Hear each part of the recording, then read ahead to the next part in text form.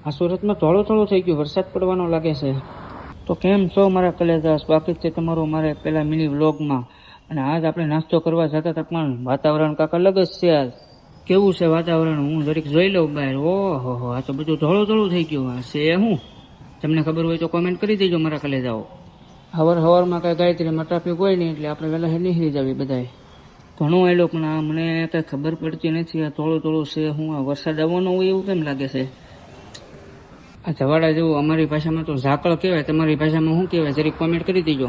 પછી આગળ હાલતા હાલતા એક મંદિર આવી ગયું એટલે મેં કરી લીધા દર્શન. પછી હાલવા જ મળ્યો કેમ કે મારી રૂમ હતી બહુ આગળ, મારે હાલવાનું હતું બહુ ઝાઝું, એટલે ધીમે ધીમે હાલવા મળ્યો.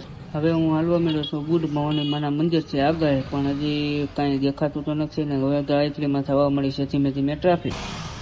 એટલું આવેલો પણ હવારમાં પરસેવો વળી ગયો, પણ હજી કંઈ દેખાતું નથી, નકરું થોડું થોડું જ દેખાય છે.